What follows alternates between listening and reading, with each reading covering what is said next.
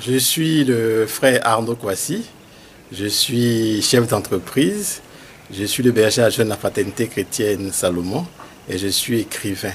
Alors il faut dire que je suis marié et père de 4 enfants, 3 charmantes filles et un gentil petit garçon. Vous avez écrit une collection de livres, vous avez commencé une collection de livres, Oui. C'est laquelle? Alors la collection de livres est intitulée « Les plus belles histoires de la Bible ». Voilà, donc... Qu'est-ce qui a suscité cette inspiration? Alors, comme je vous l'expliquais tout à l'heure, je n'aimais pas lire en fait. Je n'aimais pas lire et c'est au cours d'une conférence que j'ai entendu une phrase qui m'a marqué.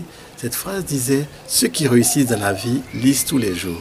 Et ceux qui ne réussissent pas dans la vie regardent la télé tous les jours. » Et depuis ce jour, je lis tous les jours et j'encourage mes enfants à lire. J'ai envie de poser la question à toi qui me suis, qui me regarde. Es-tu parmi ceux qui lisent ou ceux qui regardent la télévision? Et donc, je ne m'intéressais pas non plus à l'éducation de mes enfants. Je recherchais le bien matériel. Je cherchais comment amasser une fortune que j'allais laisser en héritage à mes enfants. Et vers la fin de l'année 2013, le Seigneur m'a révélé que le meilleur héritage qu'on peut laisser à ses enfants, ce n'est pas le bien matériel, mais c'est une éducation spirituelle solide. Alors, dès cet instant, je cherchais comment donner une éducation spirituelle solide à mes enfants. C'est comme ça que je suis arrivé à écrire, parce que le Seigneur m'a inspiré d'écrire un livre dans lequel j'allais parler des personnages qui ont marché avec Dieu, qui ont réussi dans la vie et qui peuvent servir de modèle à nos enfants.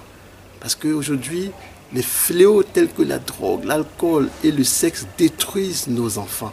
Nos enfants parce qu'ils manquent de connaissances. Vous voyez, il faut qu'on leur donne la bonne connaissance et le bon modèle afin qu'ils puissent réussir dans la vie. Ce livre, cette collection est une réponse à des questions qu'on se pose, à des problématiques qui font défaut, dont on parle, mais on n'a pas de solution. Vous avez une solution, c'est quelle approche? Quels sont les problèmes que peut résoudre cette collection? Alors, il faut noter que chaque personnage a une caractéristique particulière. Par exemple, avec Joseph, on peut découvrir que c'est quelqu'un de patient. Vous voyez, on peut voir que David, c'est quelqu'un de courageux et c'est le roi selon le cœur de Dieu. Alors donc, c'est les vertus de ces personnages que j'essaie de présenter aux enfants, afin que les enfants cherchent à imiter ces personnages-là. Et c'est vraiment important. Et je veux dire, les témoignages m'encouragent à continuer. Vous voyez, il y a une petite fille dans mon quartier, ma fille lui a offert ce livre-là au cours de son anniversaire, comme cadeau.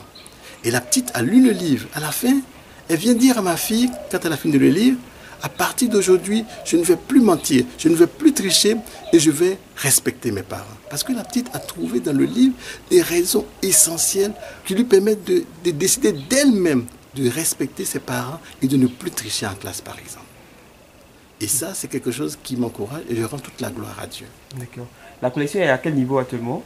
Tome 1, tome 2, tome 3? Alors, nous sommes au tome 2. Le tome 1 est sorti en fin d'année 2017. Le tome 2 est sorti à la fin de l'année 2018. Et le tome 3 sortira à la fin de cette année. Donc, je me suis engagé, compte tenu de mes différentes occupations, à sortir un tome par année. Au niveau du contenu, quand on prend un chapitre, qu'est-ce qu'on remarque? Quelles sont les différentes parties? Alors, donc, ce qu'il faut noter, c'est qu'il y a déjà un titre qui va intéresser l'enfant. Il y a une illustration, un joli dessin en couleur qui va intéresser l'enfant. Et puis, les histoires sont courtes. Comme les histoires sont courtes, ça fait que l'enfant n'est pas essoufflé.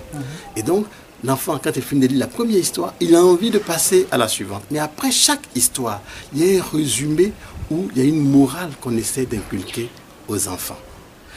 Et il y a également une question que l'enfant est amené à se poser. Quand je dis l'enfant, c'est le lecteur, donc ça peut être l'adulte qui est amené à se poser, ou que l'enfant peut poser également à ses parents, que l'adulte peut poser à d'autres personnes autour de lui. Ça crée un échange déjà. Et il y a un verset important à retenir, et ce verset important est fait pour que ça puisse transformer nos vies. Voyez, parce que ça nous donne la connaissance.